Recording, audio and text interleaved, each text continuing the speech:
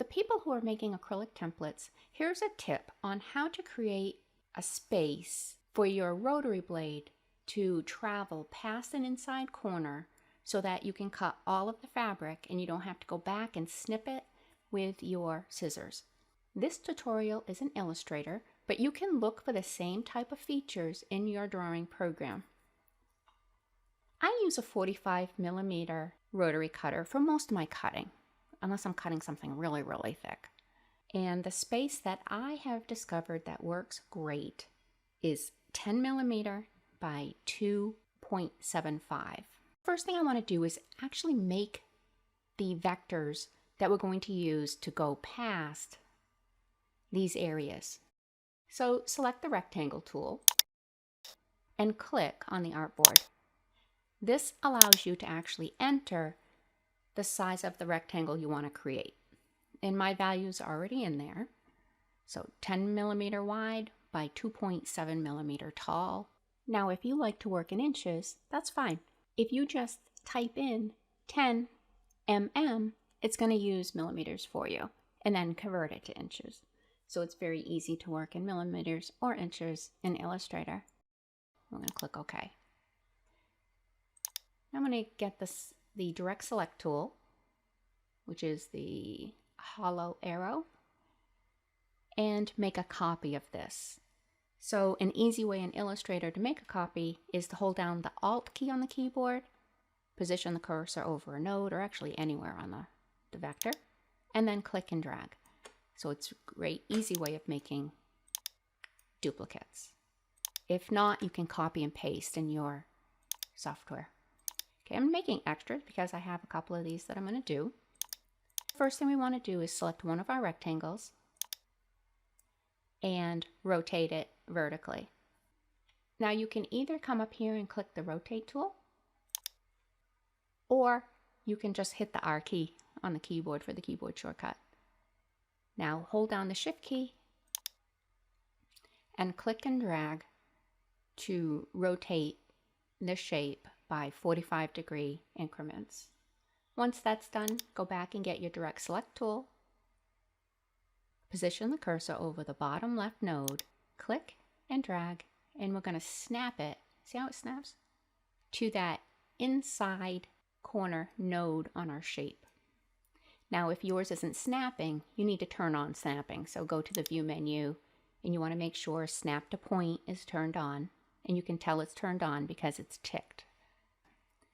Now the goal here is we're going to be running our rotary blade along this line, and we want this line to continue to the interior of the template. Now we can grab our other one, select the top right node, and snap it to this point. That's all we have to do.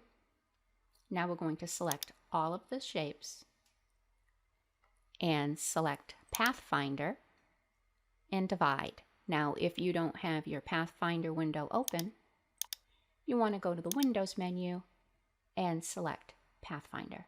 Okay, so with everything selected, we hit Pathfinder, and now I'm going to draw a little marquee box to select everything in there.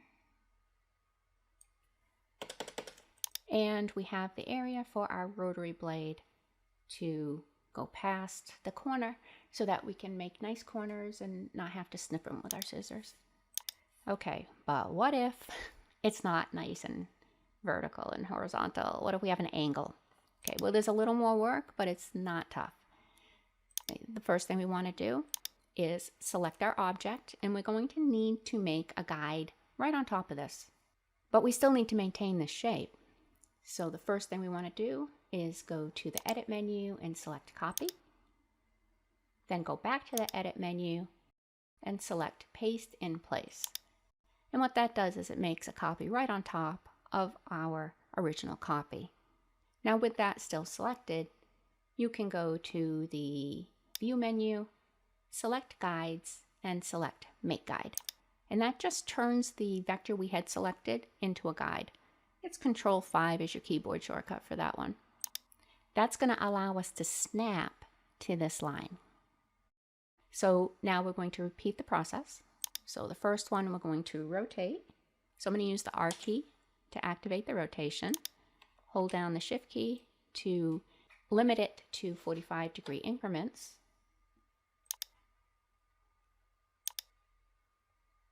And we need this one right here. We're going to snap it because once again we want that line to be continuous. The second one, we want to position the cursor on the lower left node. Bring it up, snap it to that point. Activate the rotation tool again. And we can do that by hitting the R key on the keyboard. With our cursor still over that node, we're going to click. And what that's going to do is it's going to change the rotation anchor point to that node. Now we can position our cursor on the lower right node, and it's going to snap to that guide. From this point, we want to select the direct selection tool. We want to position the cursor over the top right node